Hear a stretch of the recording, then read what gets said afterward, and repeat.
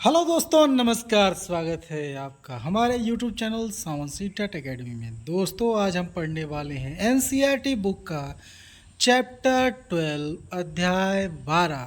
दोस्तों, अध्याय 12 में इमारतें, चित्र तथा किताबें, इनके बारे में हम पढ़ेंगे और इनको हम जानेंगे ये कैसे होते हैं। और बच्चों, ध्यान से देखिए और दोस्तों आप लोग भी।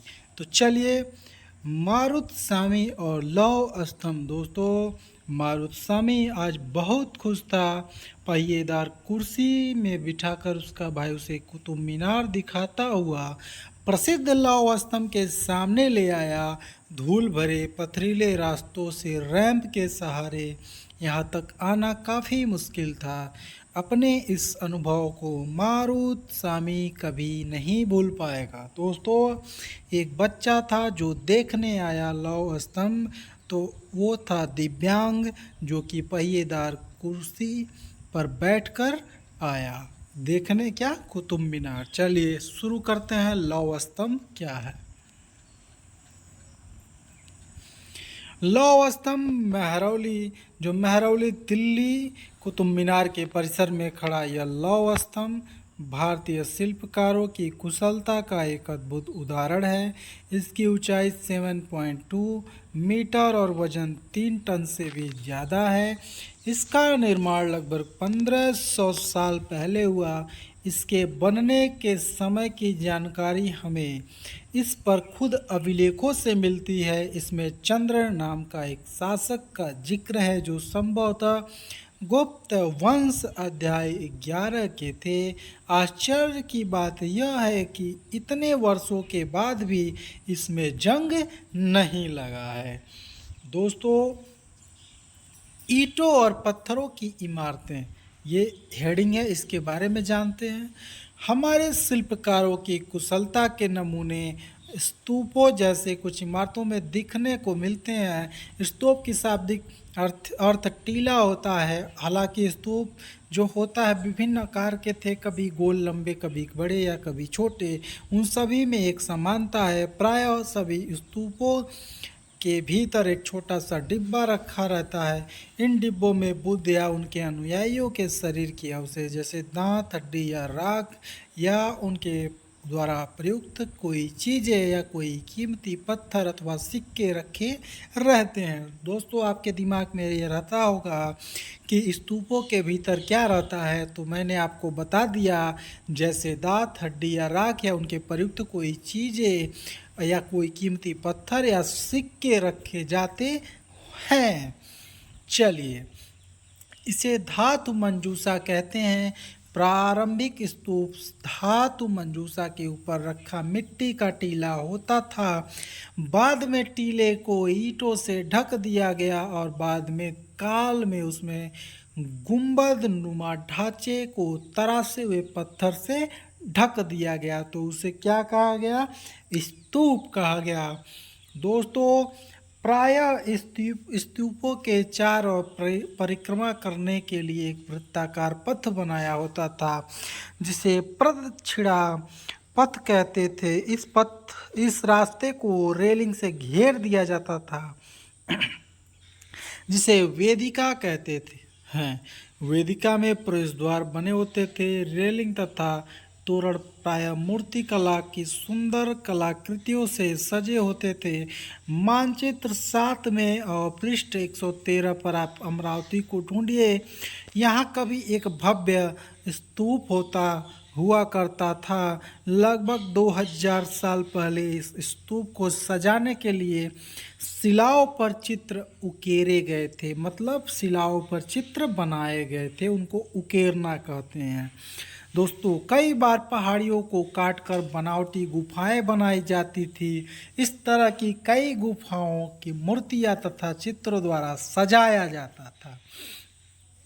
इस काल में कुछ आरंभिक हिंदू मंदिरों का भी निर्माण किया गया। इन मंदिरों में विष्णु, शिव तथा दुर्गा जैसी देवी देवताओं की पूजा होती थी।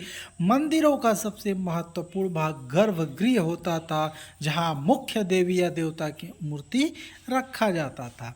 इसी स्थान पर पुरोहित धार्मिक अनुष्ठान करते थे और भक्त पूजा करते थे। अक्सर गर्भगृह एक पवित्र स्थान के रूप में दिखाने के लिए भीतर गांव जैसे मंदिरों के ऊपर काफ़ी ऊंचाई तक निर्माण किया जाता था, जिसे शिखर कहते थे। और शिखर निर्माण कठिन कार्य के लिए सावधानी होता था। ठीक है दोस्तों, ये आप देख लीजिए ऊपर लिखा हुआ है, ये सांची का स्तूप है। ठीक है दोस्तों, मध्य प्रदेश में स्थित है।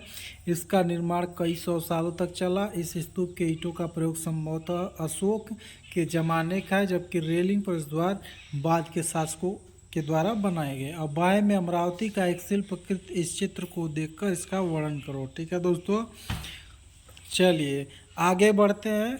अब इस बाएं ऊपर उत्तर प्रदेश के भीतर गांव का एक आरंभिक मंदिर, यह लगभग 1500 साल पहले पक्की ईंट और पत्थरों से बनाया गया था। दाएं ऊपर महाबलीपुरम आकस्मिक मंदिर, इसमें प्रत्येक मंदिर में एक विशाल पहाड़ी को तराश कर बनाया गया है, इसलिए इन्हें एकास्म कहा गया। ईंटों से बनाए जाने वाले मंदिरों से यह बिल्कुल भिन्न होते थे। ईंट से बनी इमारतों नीचे से ईंटों की एक तह जोड़ते हुए उसे पर ऊपर की ओर ले जाते हैं, जबकि चट्टान तराश कर बनाए जाने वाले मंदिरों को पत्थर काटने वाले ऊपर से नीचे क्रम में बनाते हैं। इन मंदिरों को बनाने समय पत्थर काटने वाले किन समस्याओं को सामना करना पड़ता होगा, इसकी सूची बनाओ। ठीक है दोस्तों, चलिए दाएं एहोल का दुर्गा मंदिर जो 1400 साल पहले बनाया गया था। ये देखिए दोस्तों, ये पत्थर को काटकर बनाया गया है, जो पहाड़ है उसको काटकर सीधे मंदिर बना दिया गया है। ठीक,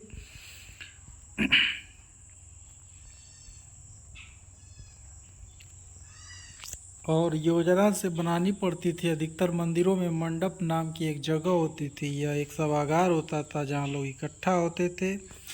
मैं महाबलीपुरम एहोल को ढूंढो। इन शहरों में प्रत्येक से बने उत्कृष्ट मंदिर हैं। ठीक है, चलिए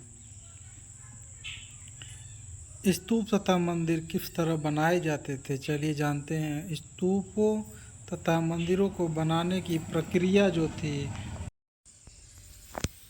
स्तूप तथा मंदिर किस तरह बनाए जाते थे दोस्तों, चलिए हम बताते हैं। स्तूपों तथा मंदिरों को बनाने के लिए प्रक्रिया कई अवस्थाएं आती थी। इसके लिए काफ़ी धन खर्च होता था, इसलिए आमतौर पर राजा या रानी ही इन्हें बनवाने का निश्चय करते थे। पहला काम अच्छे किस्म के पत्थर ढूंढकर शिलाखंडों को खोदकर निकालना होता था। फिर मंदिर या स्तूप के लिए सोच विचार कर तय किए गए स्थान पर शिलाखंड को पहुंचाना होता था। यहाँ पत्थरों को काट छाट कर तराशने के बाद खंभों, दीवारों और चौखटों, फर्शों तथा छतों का आकार दिया जाता था। इन सब के तैयार हो जाने पर उन सभी को सही जगहों पर लगाना काफ़ी मुश्किल काम था दोस्तों। सही बात है, देख लीजिए आप चित्रों में। उड़ीसा ये है बाएं में उड़ीसा का जैन मठ। एक पहाड़ी को खोदकर 2 मंजिली इमारत को बनाया गया है। कमरों में प्रवेश द्वारों का ध्यान से देखो, इसमें जैन भिक्षु रहते और ध्यान करते थे। ठीक है दोस्तों, ये नीचे राष्ट्रीय संग्रहालय नई दिल्ली से ली एक मूर्ति का चित्र।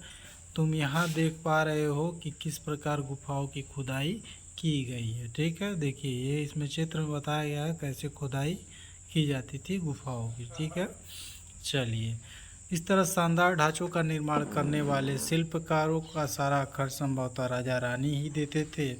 इसके अतिरिक्त इन स्तूपों या मंदिरों में आने वाले भक्त जो उपहार के साथ लाते थे, उन्हें इमारत की सजावट की जाती थी। जैसे हाथी दांत का काम करने वाले श्रमिकों के संग सांची में एक अलंकृत प्रवेश द्वार तोरण को बनाने का खर्च दिया था। इसकी सजावट के लिए पैसे देने वालों में व्यापारी, कृषक, माला बनाने वाले, इत्र बनाने वाले, लोहार, सुनार तथा ऐसे कई स्त्री पुरुष शामिल थे जिनके नाम खंभों, रेलिंगों तथा दीवारों पर खुदे हैं। इसलिए जब तुम इन स्थानों को देखो तो याद रखना कि सारे लोगों ने इन्हें बनाने और सजाने में अपना योगदान दिया है। ठीक है दोस्तों, चलिए चित्रकला के बारे में जान लेते हैं।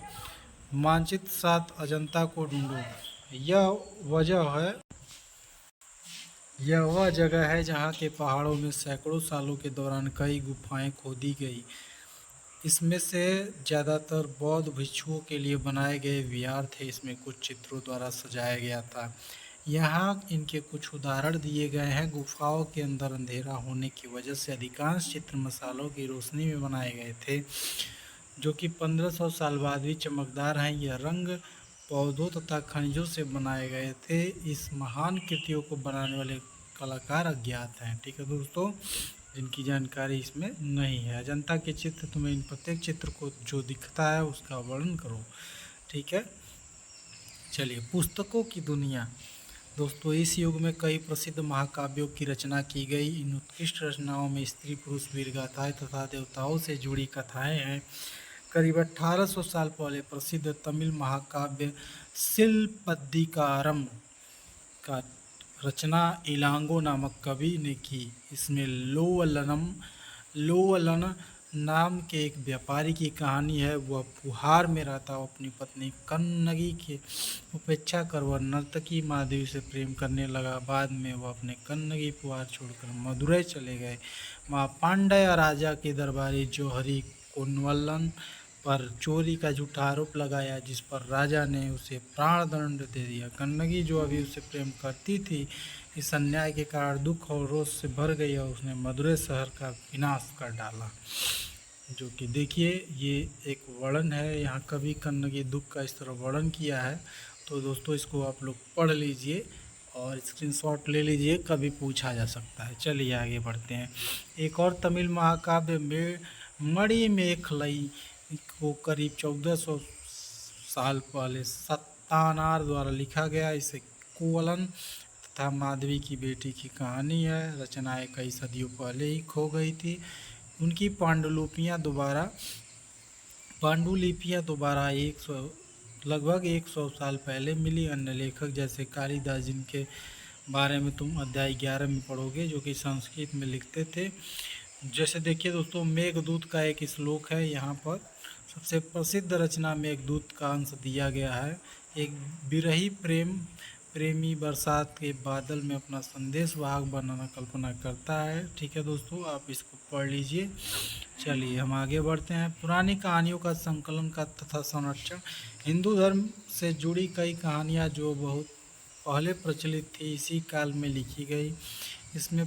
इनमें पुराण भी शामिल है। पुराण का शाब्दिक अर्थ है प्राचीन या पुराणों में विष्णु, शिव, दुर्गा या पार्वती जैसी देवी देवताओं से जुड़ी कहानियाँ हैं। इनमें इन देवी देवताओं की पूजा की विधियाँ दी गई हैं।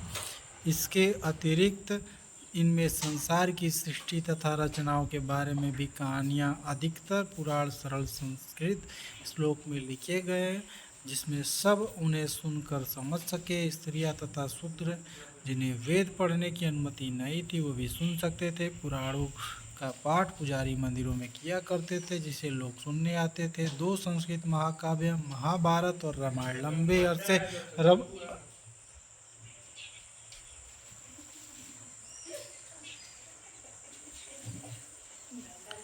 दो संस्कृत महाकाव्य महाभारत और रामायण जो लंबे अरसे से लोकप्रिय रहे, उन्हें से कुछ बच्चे इन कहानियों से परिचित होंगे। महाभारत कौरवों और पांडवों के बीच युद्ध की कहानी है। इस युद्ध का उद्देश्य पुरु वंश की राजधानी हस्तिनापुर की गद्दी प्राप्त करना था। यही कहानी जो बहुत ही पुरानी है, आज हम जिस रूप में जानते हैं, वो करीब 1500 साल पहले लिखी गई। माना जाता है पुराणों में महाभारत दोनों ही व्यास नाम के ऋषि से संकलित किया। महाभारत ही भगवत गीता भी है, जिसे के बारे में तुमने अध्याय 10 में पढ़ा था। रामायण की कथा कौशल के राजकुमार राम के बारे में। उनके पिता उन्हें वनवास दे दिया। वन में उसकी पत्नी सीता का लंका के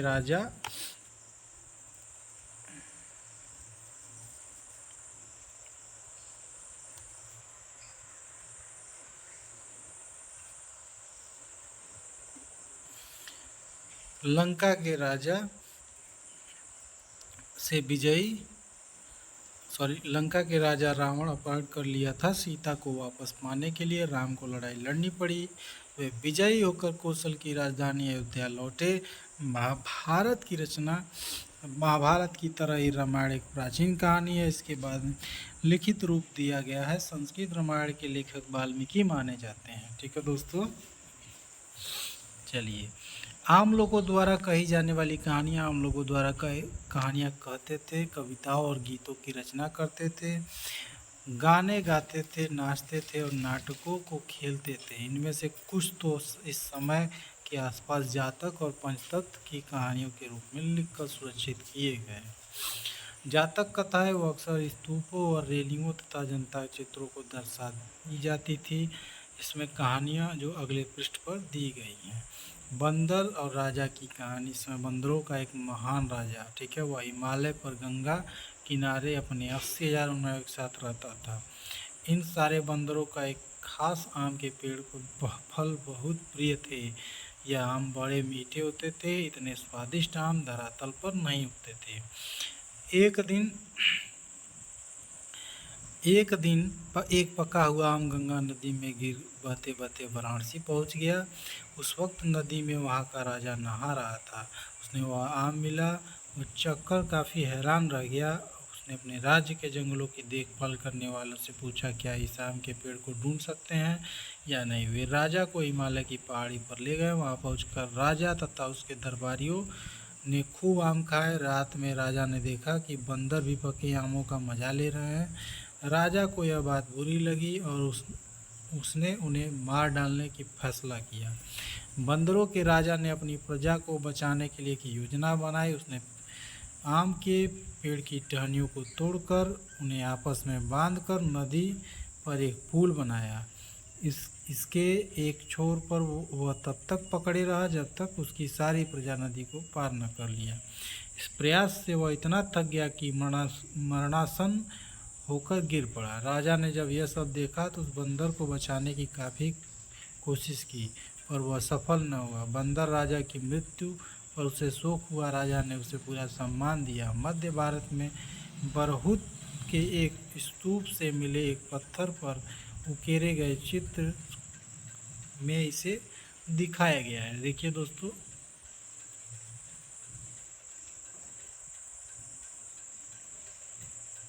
यही चित्र है। चलिए अब विज्ञान की पुस्तकें हैं दोस्तों। ये इसी समय गणितज्ञ और खगोल शास्त्री आर्यभट्ट ने संस्कृत में आर्यभट्टियम नामक पुस्तक लिखी। उन्होंने लिखा कि दिन और रात पृथ्वी अपनी धुरी पर चक्कर काटने की वजह से होती है, जबकि लगता है कि रोज़ सूर्य निकलता है और डूबता है। उन्होंने ग्रहण के बारे में भी एक वैज्ञानिक तर्क दिया। उन्होंने वृत्त की परिधि को मापने की विधि ढूंढ निकाली, जो लगभग उतनी ही सही है जितना आज प्रयुक्त होने वाली विधि। ठीक है दोस्तों, ये शून्य जो है अंकों का प्रयोग पहले से होता रहा है। अब भारत के गणितज्ञ शून्य के लिए एक नया चिन्ह का आविष्कार किया। गिनती यह पद्धति अरबों द्वारा अपनाई गई, तब यूरोप में भी फैल गई। आज भी यह पूरी दुनिया में प्रयोग की जाती है। ठीक है, रोम के निवासी शून्य का प्रयोग किए बगैर गिनती करते थे। उसके बारे में अभी भी जानकारी हासिल करने की कोशिश करो। ठीक है दोस्तों, मैं लास्ट में आपको एक अन्यत्र देता हूं जो कि इसके बारे में पूरी जानकारी आपको दे दूं। कागज़ आज हमारे रोज़मर्रा की ज़िंदगी का हिस्सा बन गया। जो किताबें हम पढ़ते हैं वे कागज़ में छपी होती हैं। उसी तरह लिखने के लिए भी हमें कागज़ का उपयोग करते हैं। कागज़ का आविष्कार करीब 1900 साल पहले लून नाम का एक व्यक्ति ने चीन में किया। उसने पौधों के रेशों, कपड़ों, रस्सियों और पेड़ की छालों को पीट कर लुगदी बनाकर उसे पानी में भिगो दिया। फिर उस लुगदी को दबाकर उसका पानी निचोड़कर तब तक सुखाकर कागज़ बनाया। आज भी हाथ से कागज़ बनाने के लिए इसी विधि को अपनाया जाता है। कागज़ बनाने की तकनीक को सदियों तक गुप्त रखा गया। करीब 1400 साल पहले यह कोरिया तक पहुंची। इसके तुरंत बाद यह जापान तक फैल गई। करीब 1800 साल पहले यह बगदाद में पहुंची, फिर बगदाद से यूरोप, अफ्रीका, एशिया और अन्य भागों में फैली। इस उपमहाद्वीप में भी कागज़ की जानकारी बगदाद से ही आई है। ठीक है दोस्तों, प्राचीन भारत की पांडुलिपियाँ जो किस चीज़ पर तैयार की जाती थी, यह अध्याय 1 में आपको बताई जाती है। ठीक है दोस्तों, चलिए ये जो है पार्ट ख़त्म होता है और हम अगले पार्ट के लिए फिर से मिलेंगे आपसे। दोस्तों अगर कोई भी जानकारी आपको समझ में ना आए तो उसके बारे में पूछिए, हम कमेंट बॉक्स में प्रश्न डालिए, हम उसका आंसर देंगे। चलिए दोस्तों, मिलते हैं अगले वीडियो में, तब तक के लिए जय हिंद दोस्तों, और हमारे चैनल को लाइक शेयर सब्सक्राइब ज़रूर करें।